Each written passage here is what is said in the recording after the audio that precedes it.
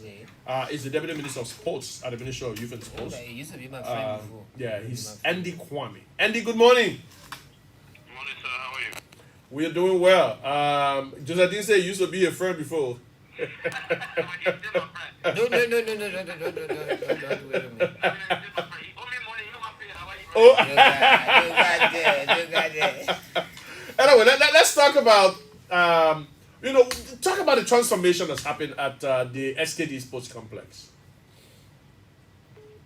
Yeah, firstly, let me say our thanks and appreciation to the President of Liberia for his leadership and the role he played, giving instruction to the Ministry of Finance, Minister of State, to make sure that the resources required to renovate the stadium was available. Okay. Now we are almost 80% of completion with the work, and Liberia for the first time since 2019 will be playing home on the 24th of July. We will be playing against Senegal. So it means we've been approved to play on the field now? We have been approved, but again, Oh, no, we got to get back to Andy Kwame. How did we lose Minister Kwame? Okay, he's trying to get back to us. He was saying Liberia on the 24th of July is supposed to play at the SKD. He said we've been approved, but with caveat. So that was that caveat that he was about to give us when he went off the line. Minister Kwame is back right now. Good morning again. yes, sir. Yeah, you were telling us about we've been approved, but... Yeah, but there are conditions. Okay. In the football terminology, they call it one-off. We have been approved for a one-off match, meaning after your one game, the stadium will be subjected to assessment. Okay. Meaning,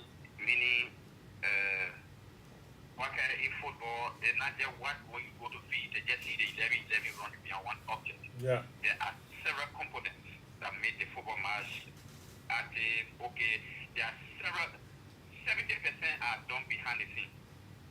The one you see on the football field is just the 30%. Now, they have approved it, they are okay with the work they have seen, but there are more work that need to be done. The places that you don't see normally on camera. What are those places? Yeah. That's what I'm coming to. That stadium was built before without a media tribune. You know, there are specific places on the football field that only journalists are supposed to be sitting. Yeah. That stadium never had it before, so we are trying to create that. Every football game now, it is mandatory that the two coaches with their captains go for pre-match conference and post-match conference. Meaning that before the game, one day before the game, the coach got to go to the media to tell them the tactics, what are the procedures, what happened to the game, who are the players that are failed, who are injured, who will not be playing. They have to explain that to the public. We never had anywhere there before for press conference. We are creating that also. And that place never had anti-doping hospital. We never had hospital there before at the stadium. Now it is a requirement. Now we have a mobile hospital well equipped. Anti-doping, where you check whether people using substances before getting on the field. Anti-doping. All these things now is a requirement that we must meet. So we are trying to have it. Before, we never think about having CCTV camera around the stadium. Now they call it venue operating center, where you sit. If there's a crime at gate 10, you zoom the camera to gate 10 to know exactly who is the person or who is the culprit or who is the person causing that trouble. Why are we losing him? In the stadium, they better get a ministry on the stadium so they never will be it's all war outside the stadium. And he called back now. I mean, initially I called. Now he called. It keeps going off. Go ahead, Mr. Kwame. So right now, luckily for us, when the stadium was renovated, we have the CCTV room, but we call it venue operating center. It has 59 cameras. So Wow. When you sit in that room, 59 cameras. When you sit in that room, you see everywhere at that stadium, even up to the car room. Around here, David Johnson, you see if there's a crime there, the camera can record it and keep in memory 60 days. Wow. So that is the work we are doing now. The Liberia Football Association, our partner, because normally no government don't deal with CAF and FIFA. So there is the NFA that deal with them. On the stadium. Okay, you know what? I'm gonna call his other number. Ah, This is the Lone Star number that I'm calling. No, it's not. No, it's he calling. So I think we gotta use maybe you're using your second to call my Lone Star. So we need to use Lone Star or second. That's it. That is network. That is network. Yeah. So let's do Lone Star or second. So I think that's what is happening right now as we speak. Why you not using the tango? Why you not using the tango? Uncle man, that should be a mandate for the president and professor that to promote the tango. I got the telco to my house. Yeah, but that's what you say. I got the telco to my house.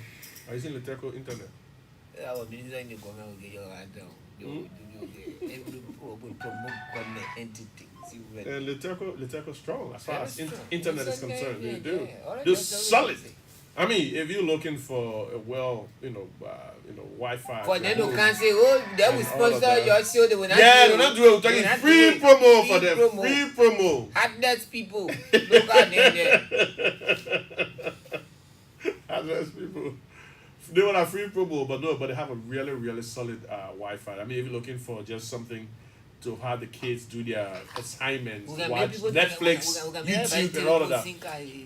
And the Kwame is back. And what's about, one of the things that people are also concerned about, the pitch, the bucket seats. All of the field got bucket seats now? Yes, 100%. Okay, the pitch is now 100%. The FIFA guy was in town day before yesterday. This is a problem. And when you come back, what are the spare for this because when this not look. No, what is that? Because now it was Lone Star. So there's a problem. There is a problem. It only the calling by again. It only the stadium. Tell him to leave the stadium. They can outside the stadium. So what the deputy minister? That is the deputy minister for sports and the minister of youth and sports. He is Andy Kwame. He was telling us essentially that some of the things we haven't even seen, because initially the post that was posted on Facebook this week was just of the pitch and the bucket seats around the pitch. Firstly, I mean, it looks so brand new. It looks so modern. It looks like a pitch at Manchester. For instance, one thing we need or somewhere in Leeds, and that's how. That's it. I do that Manchester. I mean, that's how. So we got 23,000 bucket seats. So the minister was telling us that everywhere around the pitch now has a bucket seat. So when you go there to sit, you are going to have a bucket seat. Minister Kwame, I think that why you want to get out here to talk. Mr. Andy, can you leave from under the stadium, please? Can you leave from under the stadium and come outside so you get a better network? I don't know, but quite frankly, they're just horrible. Yeah. So let's talk about the bucket seat and the pitch. We have bucket seats. You know, the stadium used to be 35,000 seating capacity. Yeah. Now he has reduced to 22,237. Okay. VIP because of the bucket seats. Yeah, because of before it used to be dress seater. Yeah. Dress seater. You're not careful to go. Minister Kwame, you don't need to bother the call. I mean, I think we'll get the message. It's okay. He's basically saying, initially also saying the 35,000 seated stadium. I mean, he's gonna go to the same cycle. The 35,000 seated stadium and blah blah blah. Now he's saying because of the bucket seats, first it used to be dressless seater. Yeah, dressless Dressless seater. But now we're not having. We're not having dressless seater again. So we have everybody gonna be in their own seat. So if you go there, it will have 23,000 and it's filled. Nobody else is going in. We're not going to have the commotion of people falling over one another and all that. When you feel? That's how it should be. You guys go out, no? I'm big, yeah. You say, do what I want you. I'm big, yeah. And one question I wanted to ask the minister. No. The capacity, what mechanism had they put in play to maintain that stadium? Because that one thing. You see, that one thing. Especially at the future carpet. Around the perimeter, they need to repaint it or waiting on the floor. They need to make all that thing to be clean. Then the feet pay is be fun. The people need to always start thinking to cover the parent precedent. I know. Yeah, like even that zine, you can't look at the chatty thing again. Zine, they go that you will see. Yeah, man. Some have been beating people. Isn't it? But that start up. But my worry is how they will maintain that play because. But you know, one of the things Minister Kwame want to also convey is the fact that during the Ganta retreat, there's going to be a lot of sporting activities. You know, there's going to be a lot of social sporting activity led by the president. So, for instance, the cabinet led by President George M. Weah is going to play Ganta All Stars in football. On Saturday, July 9 at 4:30 p.m. It will be Ganta. This is going to happen at the JWPS field. And on Monday at 5 p.m. on July 11, the cabinet will also play a basketball game, with state-owned enterprises and other public corporations. This is going to happen at the Ganta United Methodist Gymnasium. And then on Tuesday, July 12th, the cabinet will play the SOEs and other public corporations, in a football match at the same place. The first place, the JWPS field.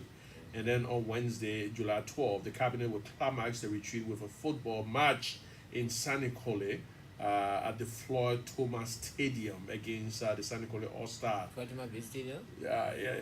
So this is what Andy Kwame, he's the Deputy Minister for Sports at the Ministry of Youth and Sports, sent me. So the next person we're going to be attempting to call would be police spokesperson Moses Carter. So a couple of things happened this week. We had, unfortunately, 2 shootings. By security officers of civilians, which was quite unfortunate. And I saw some other folks, within the opposition community hopping on this. I mean, this is a democracy, and people, some of the times if you see a perceived deficit of your opponent, you hop on it and start to hit at them. But one of the things that was said about a colleague of mine, which is basically untrue, is the fact that in fact he was likening the George Weah administration to Taylor, and that security forces are shooting dead people and what have you. But I said that was absolutely erroneous. That is far-fetched. It's not the case. In the 2 isolated instances, the people involved, because you cannot control people's mindset. There will be all kinds of people with different mindsets, with different orientations, different backgrounds, what have you. So you cannot control them. I mean, as much as you give them the necessary training, read them their, the riot acts and all the different things about what they're supposed to do, they're going to do whatever, if a person has a particular mindset, he's going to do whatever. But how the law will take its course following what action he takes, that's what matters. And in this case, the police were expeditious.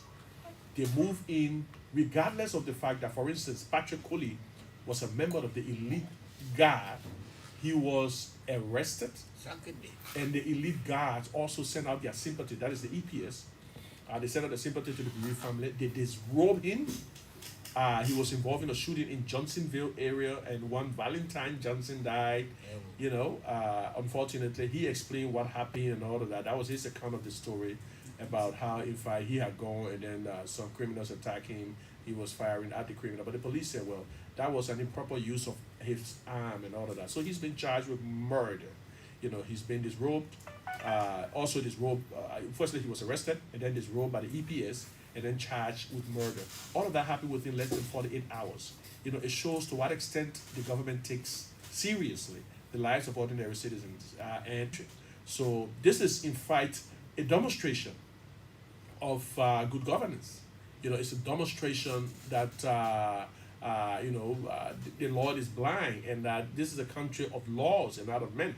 So if you do something, regardless of who you are, where you're situated, which organization you belong to, you're going to be prosecuted as such. The police themselves did the same when there was another officer from the ERU that was involved in similar action. He was disrobed. He was arraigned on yesterday in front of the court, and also charged with murder. And so we expect that these things are going to be recorded by some of the international human rights reports, but they're also going to record the fact that the government acted expeditiously, judiciously in ensuring that these people were brought to justice. So, it is quite unfortunate that people will start to hop on this, just to hammer some political point and this. But one of the things I wanted to talk to, police spokesperson Moses Carter about is about a press release that was issued on yesterday, which is disturbing.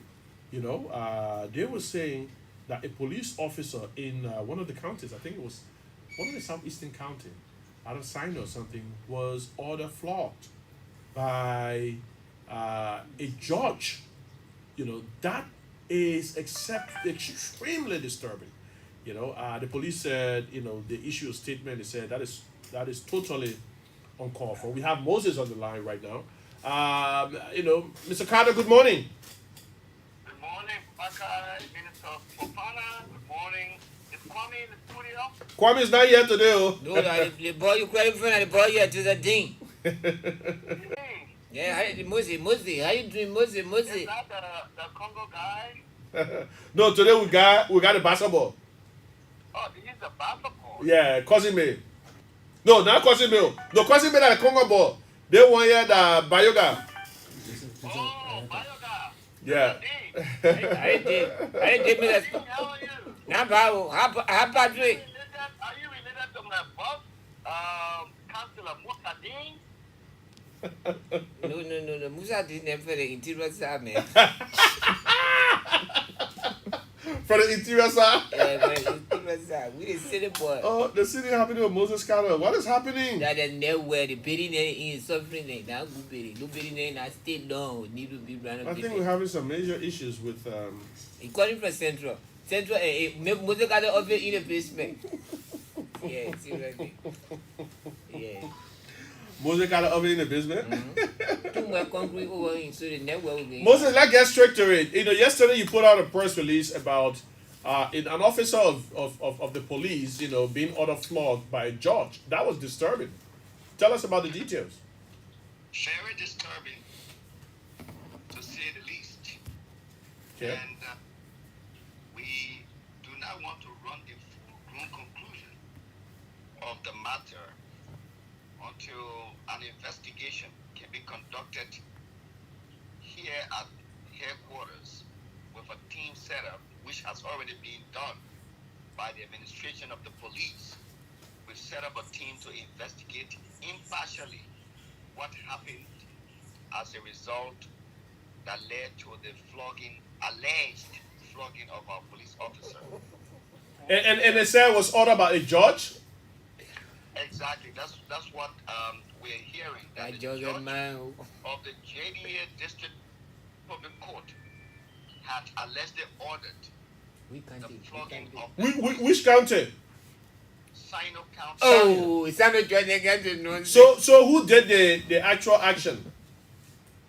We're told that the sheriff, not the sheriff, but the bailiff, and some other individuals that were, ordered by, the appropriate court judge of JDA District to have the police officer flogged.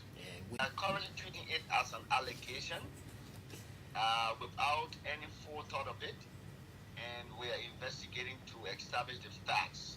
Has it riled up other officers in the police? You may have the what? Has it made other officers in the police angry?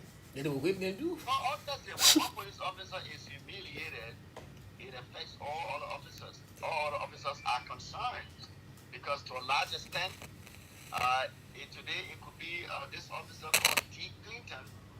D. Clinton happens to be our JDA District Commander in Sino County. Okay. And he is the one that was said to have been allegedly ordered flogged. District by are the district in Sino County. Tell me. If you look at the footage that published on our police page, they are horrible. Wow. Whatever the case is, it requires investigation before determination is made. You see what? Does the police also have in this custody a person, one of his officers is alleged, and this is from the ELBC. They're asking their news team, they want me to ask you, what the police has in its jurisdiction a man, an officer who allegedly,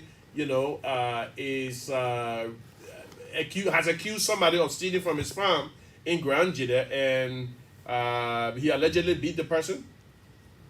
Well, that information has come to us. Okay. And like the writer said, it is being investigated by the Professional Standard Division. Okay. Really, a determination will be made on the basis of the investigative findings from professional standards. Okay. So let's get to the two major events this week. Patrick Coley and the other ERU officer, I forgot his name, but Is James Tupper. James Tupper. They were alleged to have committed murder. Tell us about what the police have done as a Two result. people there. So the police conducted investigation in the two shootings, and for the case of Patrick Colley, an EPS agent, his account was on the basis of self-defense, and eyewitness account established that it was not on the basis of self-defense. However, it was the fact that these guys were running away from him, and he chose to shoot in that direction. So that, as a result of his shooting, that led to his discharge affecting an innocent citizen that did not know what was actually going on, as confirmed even by Patrick himself. So whatever the case is, he has been charged with murder because it has elements of murder, meaning there was forethought before the discharge was done, and so the investigator chose to charge him with murder. He has been charged and forwarded to court. He's currently remanded at the Monrovia Central Prison. And then the other ERU officer, James Tupper, had gone to a community in Micat, specifically Point Four, and it is established that he also carried out shooting, which led to the death of another citizen. And given the investigation conducted, it was established that his shooting was unjustified, and as a result, the investigation established a charging with murder on the basis of the manhandling of his weapon, and forwarded to court. He's currently remanded at the Monrovia Central Prison also. What can you say to people who will say that you're giving these people special treatment? Because, we've seen, for me, that sounds absurd. I don't know what kind of special treatment will lead you to charge somebody with murder, So, what can you, what you the spokesperson, what can you say to them? Well, the two individuals, like you just indicated, were charged with murder. So I don't know when you talk about extra treatment. Yeah. And in addition to that, these individuals were expeditiously charged. Yeah. When I mean expeditiously charged by the ordinary person, they were charged, their investigation was done quickly. Very quickly, yeah. Yeah, so if we did a better quick investigation and charge people the two-fold murder, I don't see where the extra treatment is coming from. As a matter of fact, our institution remains impartial.